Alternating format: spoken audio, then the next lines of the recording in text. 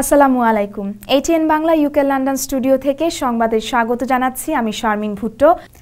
GCSE পরীক্ষায় সাফল্য অর্জনকারী British Bangladeshi শিক্ষার্থীরা পরবর্তী পর্যায়েও এই সাফল্য ধরে রাখার ব্যাপারে আশাবাদী। ATN বাংলা ইউকে দেওয়া সাক্ষাৎকারে তারা শিক্ষা জীবন শেষ করে জনকল্যাণমূলক কাজে নিজেদের নিয়োজিত করার পরিকল্পনার কথা জানিয়েছেন। মোশতাক বাবুলের সাক্ষাৎকার ভিত্তিক প্রতিবেদনের আজ দেখুন শেষ পর্ব। এবারে GCSE ফলাফলে দেখা যাচ্ছে বাংলাদেশি ছাত্রছাত্রীদের সফলতা আগের থেকে বেশি। তাতে প্রতীয়মান হয় আগামী প্রজন্ম ব্রিটেনের বিভিন্ন পেশায় আরও বেশি সফলতার দাবিকে জোরদার করে তুলছে।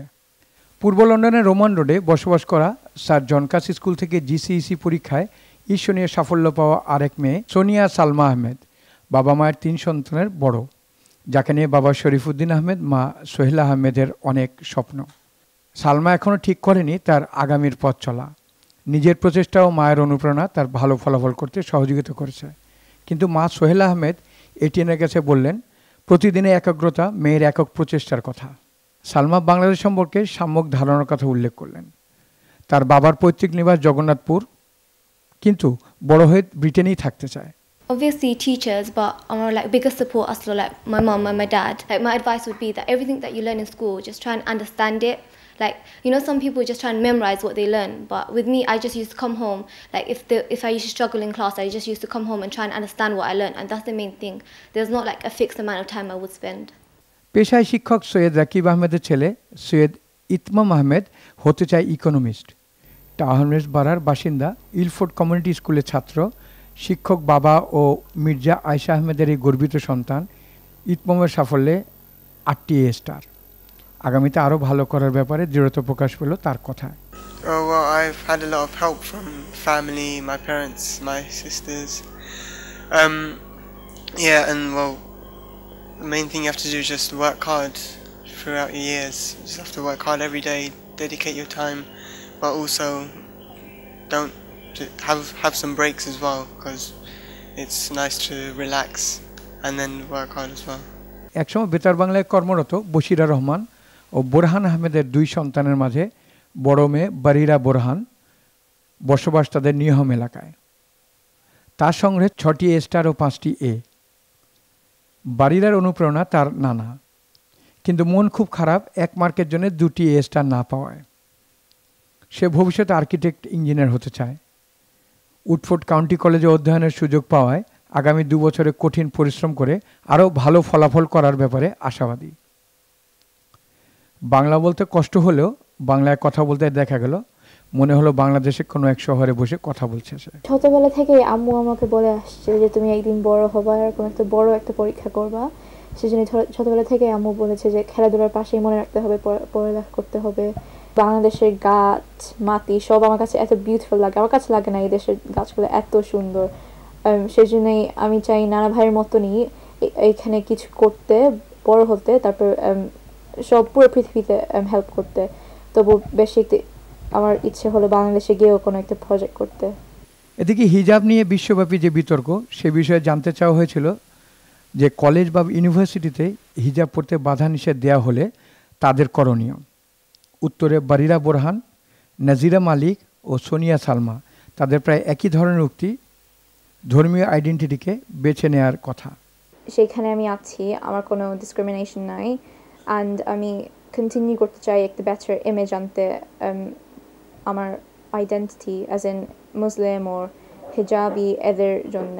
I'm definitely gonna stay with my faith and not go to that university if they ask me to remove my headscarf.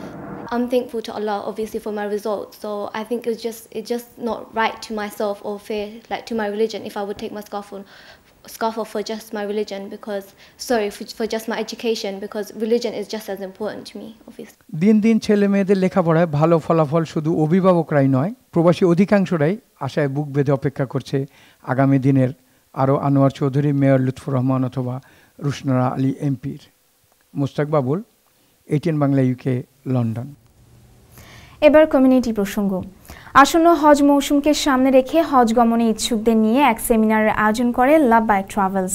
রবিবার পূর্ব লন্ডনের জমিয়তুল উম্মাহ অডিটোরিয়ামে অনুষ্ঠিত সেমিনারে হজের বিভিন্ন বিষয় নিয়ে বিস্তারিত আলোচনা করেন বিশিষ্ট ইসলামিক চিন্তাবিদ শায়েখ আব্দুর রহমান মাদানী, ইমদাদুর রহমান মাদানী, মাওলানা সৈয়দ শামসুজ্জামান সহ আরও অনেকে।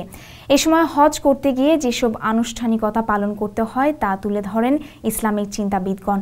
লাব্বাইক ট্রাভেলসের পরিচালক হাফিজুর রহমান চৌধুরীর পরিচালনায় অনুষ্ঠিত সেমিনারে বিপুল সংখ্যক মুসল্লি উপস্থিত ছিলেন।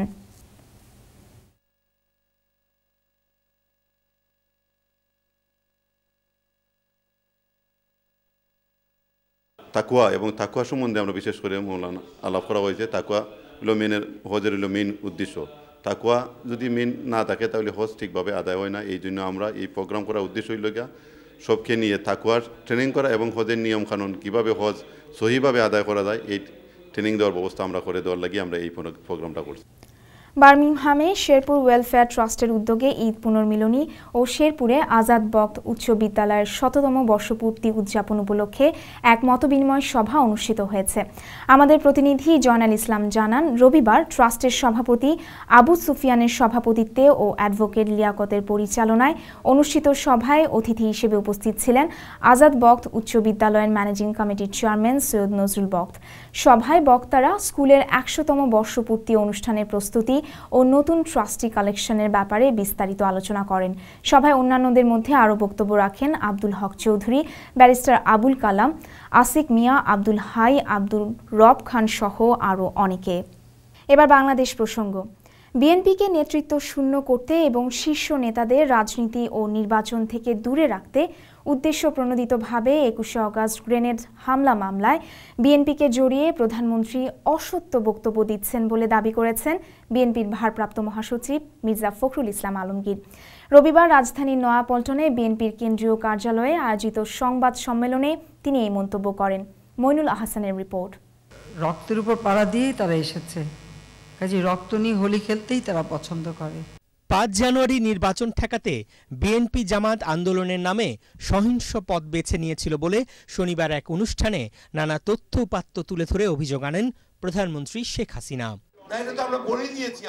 একদিন পর জরুরি সংবাদ সম্মেলন ডেকে বিএনপির ভারপ্রাপ্ত মহাসচিব মির্জা ফখরুল ইসলাম আলমগীর আওয়ামী লীগকেই খুনি ও সন্ত্রাসীদের দল বলে অভিহিত করলেন।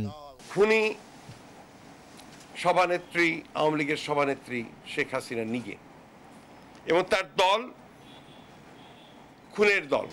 শত শত নিরীহ তরুণ যুবকের রক্তে তার হাত রঞ্জিত হয়েছে। যে ওনারা সরকারি অর্থ ব্যয় করে ওসমানী মিলনায়তনে ওনারা আপনার এই অনুষ্ঠান করে এসব কথা বলেন, আর আমরা যখন একটা অনুষ্ঠান করতে যাই ইন্ডিয়ান ইনস্টিটিউটে, তখন আমাদের সেই অনুষ্ঠানকে পুলিশ দিয়ে বন্ধ করে দেওয়া হয়েছে এবং সেখানে আপনার ভিকটিমরা এসেছিল, তাদের পরিবার বর্গ এসেছিল।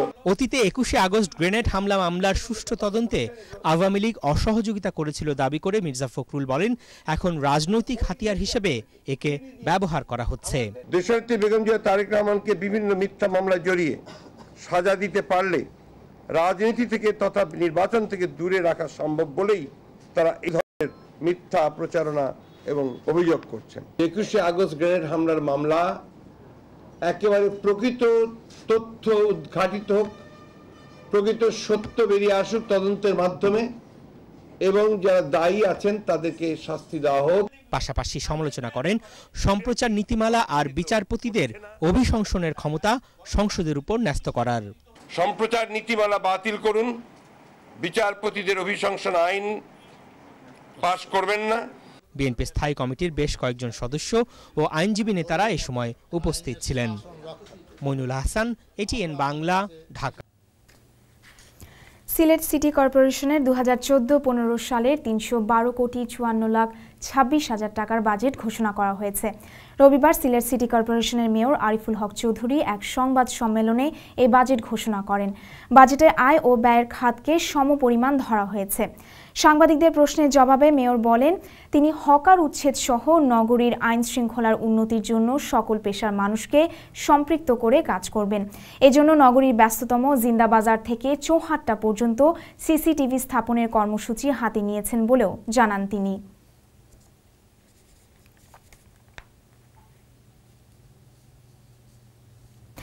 এবার থাকছে আবহাওয়ার পূর্বাভাস। সোমবার ব্যাংক হলিডেতে লন্ডন সহ সমগ্র ব্রিটেন জুড়েই ব্যাপক বৃষ্টিপাত হবে। সেই সাথে ঝড়ের সম্ভাবনা আছে বলে সতর্ক করে দিয়ে দিয়েছে মেট অফিস। দিনের তাপমাত্রাও কিছুটা কমবে। এবারে জানিয়ে দিচ্ছি ব্রিটেনের প্রধান শহরগুলোর সম্ভাব্য তাপমাত্রা।